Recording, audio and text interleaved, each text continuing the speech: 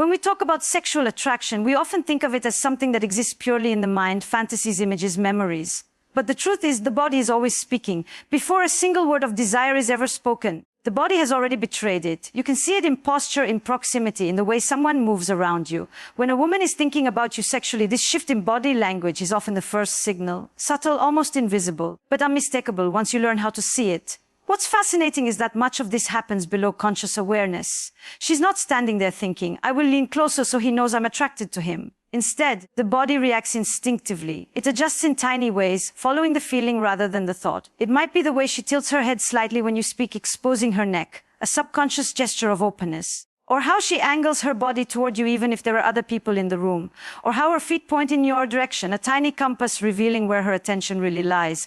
There's an entire language here, and like any language, it has its own grammar. The eyes, for example, are one of the most expressive parts of the body. Desire often shows up as prolonged glances, just a second or two longer than what would be considered casual. Sometimes she'll look at you, look away, then look back quickly, as if pulled by an invisible thread. This is not the blank stare of politeness. It's the gaze that lingers because the mind is already picturing something beyond the surface conversation. Touch is another tell. Even in its absence, if she touches her own neck, collarbone, or lips while listening to you, it's often not just a random movement, it's self-soothing in the presence of heightened arousal. And then there's the kind of touch that's directed toward you, the light brush of her fingers against your arm when making a point, the way her hand might rest on your shoulder a moment longer than necessary. These touches are small, but they carry a lot of weight because they break the invisible barrier of personal space. Even the rhythm of her movements can shift. She might sway slightly while standing, her hips moving in a slow, unconscious pattern that echoes the body's natural rhythms. Her breathing can deepen, her gestures may become more fluid, less sharp.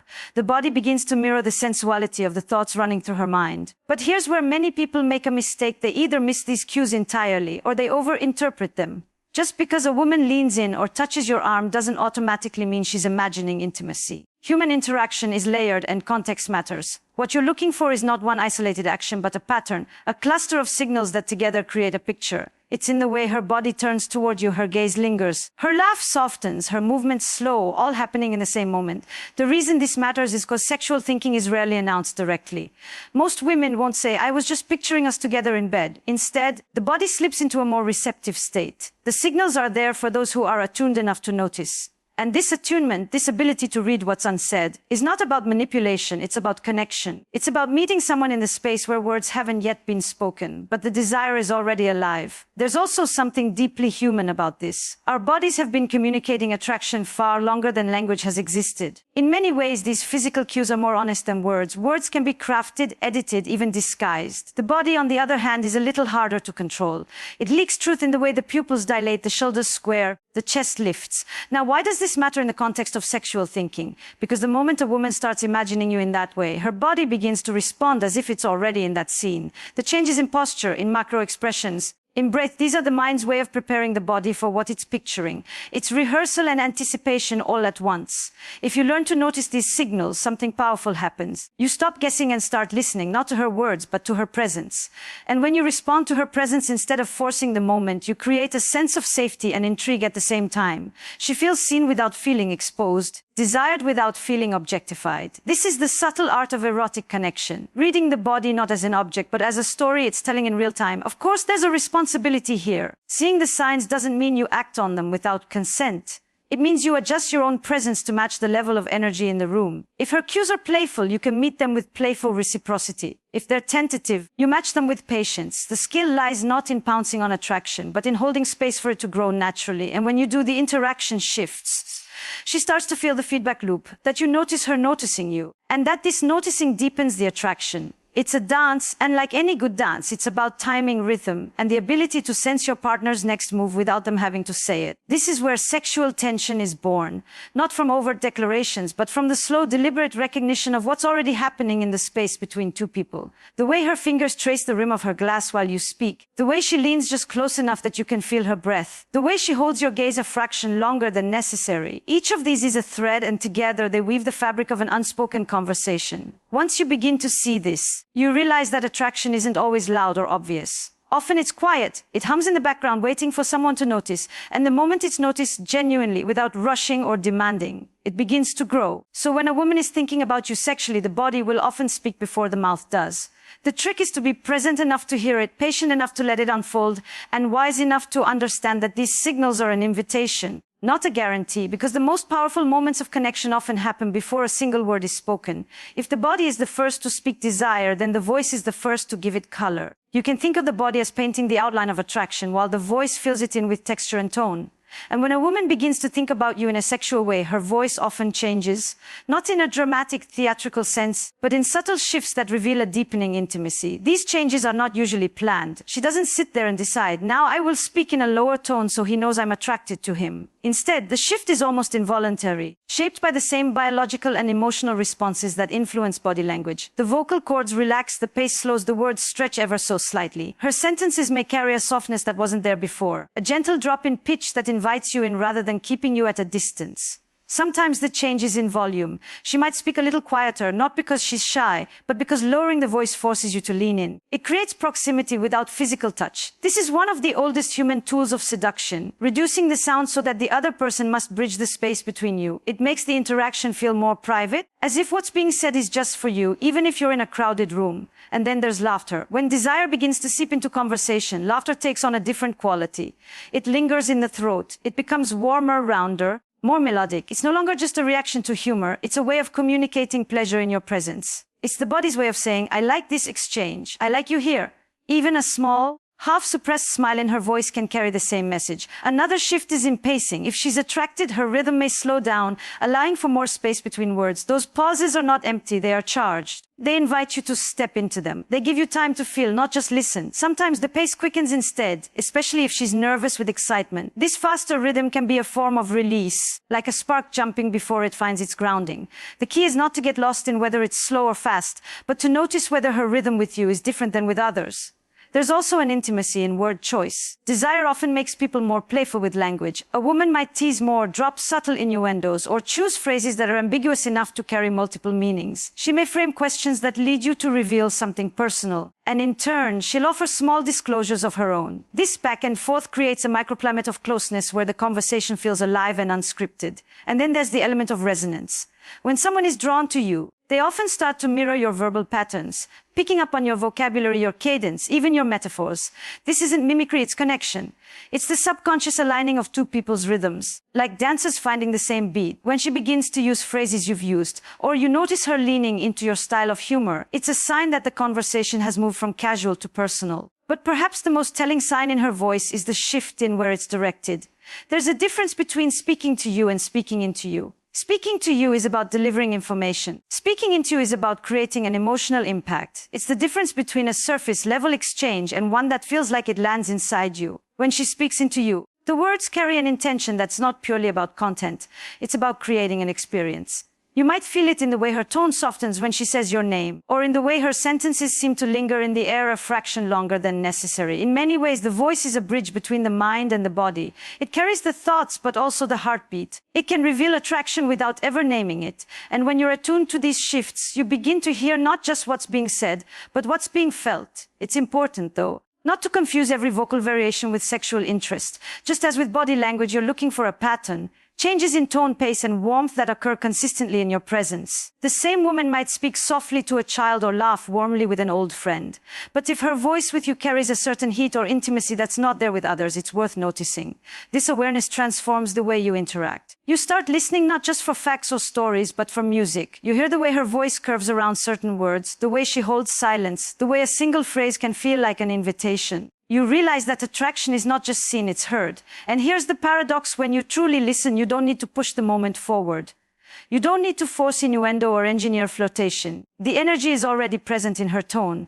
Your job is simply to meet it, to respond with the same attentiveness, to let your own voice match her depth or her playfulness. When both voices lean into the same emotional space, the conversation becomes its own form of foreplay. We often think sexual attraction is about bold moves, dramatic gestures, declarations, but more often it begins with something quieter, a lowered pitch, a shared laugh, a pause heavy with meaning. These are the moments that make someone linger in your memory long after the conversation ends. Because long before anything physical happens, there's a kind of intimacy that's built in the space between words. The voice becomes the touch you can feel without being touched. It's where the first sparks are struck, not in the body, but in the sound that carries desire from one person to another. And when you can hear those sparks, you begin to understand that seduction is not about volume. It's about resonance. Once you've learned to see desire in her body and hear it in her voice, you begin to notice something else. A shift that takes place in her attention. Because when a woman begins thinking about you sexually, she doesn't just look at you, she lingers on you. Her focus narrows in ways that are both subtle and unmistakable. We live in a distracted world. Our attention is fragmented, constantly pulled in different directions. But attraction has a way of gathering the scattered pieces. It is one of the few things that can pull a person fully into the present. And when a woman's thoughts start to turn toward you in a sexual way, you become a focal point for her awareness. Sometimes this shows up in the most obvious way, her eyes. It's not just about making eye contact. It's about the kind of eye contact that feels like it's holding you in place. She may let her gaze rest on you a fraction longer than social norms require. She may look away and then back again, almost like she's checking that you're still there. But there's a softness in that repetition, as though every glance is gathering more detail. Other times, her focus is less direct. She might not stare at you openly, but you catch her watching you in those small, unguarded moments, when you're speaking to someone else, when you're focused on something in the distance.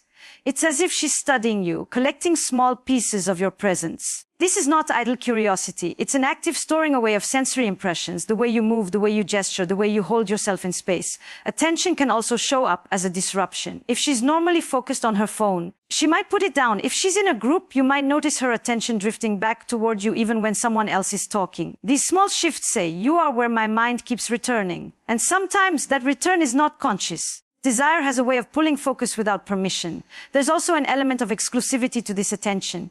In a room full of people, she might tune in more to your reactions than anyone else's. When she laughs at a joke, she may instinctively look toward you to see if you're laughing too. When something surprising happens, she might glance in your direction first, as if your response is the one that matters most. This is not necessarily about approval, it's about connection. It's about her experience of the room being filtered through your presence. Another dimension of this shift is in memory. When someone is attracted to you, they tend to remember small things you've said or done. You might mention something in passing, and days later she brings it up again. Or she recalls details about you that you didn't think anyone was paying attention to. This is one of the most intimate forms of focus, when you become not just a momentary presence, but a point of reference in her internal world. And sometimes this attention takes on a physical quality. She may orient her body toward you even when she's not directly engaging with you. Her feet might point in your direction. Her chair might angle subtly toward yours. It's as though her body is aligning itself with her thoughts, arranging itself to maintain proximity. Now, none of this means she is consciously deciding to focus on you. In fact, it's often the opposite. Sexual thinking can create a kind of magnetic pull that operates beneath awareness. That's why these cues are so revealing. They slip past the filters of deliberate behavior. People can fake a smile or rehearse a line, but sustained attention is much harder to counterfeit. The key is in noticing patterns. One long glance could be politeness. One remembered detail could be coincidence. But when these moments start to accumulate, when you see her gaze linger, when you catch her attention returning, when you notice her subtly reorient toward you again and again, that's when you're witnessing the mind and body aligning in attraction. There's also something profoundly human in this shift of focus. Desire doesn't just make us see someone differently, it makes the world around them seem different. The same conversation becomes more charged, the same room feels warmer. When her attention locks onto you in this way, she's not just observing. You are becoming the lens through which she's experiencing the moment. And here's the deeper truth: attention is the first form of intimacy. Before there's touch, before there's confession, there's the simple act of choosing, or perhaps not choosing but allowing, the mind to stay with someone, to return to them, to linger on their presence. This is why noticing attention is so powerful. It's not just about spotting signs of attraction, it's about recognizing that you are inhabiting someone's inner space. That is a profoundly intimate place to be. And when you become aware of it, the dynamic between you changes. You start to respond differently, not because you're manipulating the situation, but because you understand the silent conversation already taking place. It's worth remembering, though, that attention is a gift, not a guarantee. Attraction can flicker. Focus can shift. The beauty of these moments lies in their immediacy. They're alive right now, but they're not something you can claim or hold on to. The moment you try to capture them, they change shape. So instead of rushing to act on every sign, there's value in simply being present with them. Noticing the way her gaze feels, how her focus lands, how her body turns towards yours without thinking. These are moments to be savored, because they're rare in a world that's constantly rushing past itself. And maybe this is the part we often forget, that sexual energy isn't just about what might happen next. Sometimes The most electric part of desire is the moment when it's still unspoken, when it exists only in glances and subtle shifts in the way two people's attention finds and holds each other without a single word being exchanged. Because before there's a touch, before there's a kiss, there's always these two minds meeting in the quiet space between distractions. Two people giving each other the rarest thing they have, their full attention. And when you realize you have it even for a moment, you're already standing in the current of something deeply human and undeniably magnetic. After attention, there is something even more telling when her internal world starts to spill outward, when the thoughts she's been entertaining privately begin to influence her behavior in small but unmistakable ways. It's the bridge between fantasy and action. She may not declare it, she may never put it into words. But desire rarely stays contained. It begins to leak into gestures, choices, and even moments that on the surface seem casual. One of the first signs is a subtle shift in her openness to physical proximity. I'm not talking about overt, performative closeness, but those organic, almost accidental moments of nearness. Maybe she chooses the seat next to you when other options are available. Maybe she leans in just a bit when you speak, not because she can't hear you, but because she wants to feel the space between you tighten. It's proximity as a form of quiet claiming, and within that closeness, touch starts to appear, not always in deliberate, direct ways, but in light, fleeting contacts that could easily be dismissed as incidental. A brush of her hand against yours, a tap on your arm when she laughs, fingers grazing as she passes you something. To an outsider, it's nothing. To you, in the context of everything else you've observed, it's everything. Because accidental touch often isn't accidental at all, it's desire testing the edges of permission. When a woman is thinking about you sexually, her body often begins to speak before her words do. You might notice her mirroring your movements without realizing it. If you lean back, she leans back. If you rest your elbow on the table, she does the same. This unconscious alignment is a form of attunement. It signals that her nervous system is syncing with yours, that her awareness is tracking you not just mentally, but physically. Even her rhythm can change. Conversation that once had neat pauses might become more fluid, more layered with interruptions, laughter, tangents. She might find reasons to keep the interaction going a little longer, asking one more question, sharing one more story, as if stretching out the thread between you. And sometimes, she'll offer pieces of herself that feel more intimate. Personal anecdotes, playful confessions, even gentle teasing. These are not just social gestures, they're subtle doorways, ways of letting you into her world while gauging how you respond. There's also an interesting paradox that can appear here. Sometimes when sexual thinking intensifies, there's a moment of retreat. She might pull back slightly, go quiet, or change the subject abruptly. This isn't rejection, it's a self-regulation of vulnerability. Because desire is as much about fear as it is about longing. When someone starts to feel exposed, they may momentarily cover it up with distance, giving themselves space to reestablish control. If you recognize this pattern, it can be incredibly telling. That push and pull often signals that something deeper is stirring beneath the surface. And then there's her playfulness. Sexual attraction often activates a certain kind of humor, teasing that has an undercurrent, banter that dances on the edge of double meaning. She might challenge you in small ways, test your reactions, provoke a little tension only to dissolve it with a smile. This is not random. It's a way of simulating the charge of seduction in a safe space, letting both of you feel a preview of what more could exist. Another layer to this is how she frames the future in your presence. She might start to weave you into hypothetical scenarios. We should try that restaurant sometime. If we were on a trip together, you'd probably. Next time you do that, I want to be there. These aren't just casual remarks. They're her way of planting seeds, of mentally extending the connection beyond the present moment. It's the early architecture of shared fantasy, disguised as light conversation. It's worth mentioning that this stage, the translation of thought into behavior, isn't always linear. Some women move from attraction to action quickly. Others stay in the realm of subtle gestures for a long time. Neither is moral than the other. The pace is dictated by comfort, by trust, by the unspoken rules each of you carries about intimacy. The important thing is to recognize the coherence of the signs. Proximity without attention might mean nothing. Playfulness without body language might be just friendship. But when all of these elements, lingering eye contact, sustained focus, magnetic nearness, small touches, shared humor, and future-oriented hints begin to align, you're no longer just reading isolated behaviors. You're witnessing a pattern, a narrative of desire unfolding. And in that unfolding, there is a choice. Not every sign should be acted on. Not every signal is an invitation. Sometimes part of the beauty is in allowing the tension to breathe, to live for a while without forcing it into resolution. Because sexual energy is not just a prelude to something else, it is in itself an experience worth savoring. I often say that seduction is not the art of getting someone to say yes. It's the art of making the space between yes and no so charged, so alive, that both people want to linger there.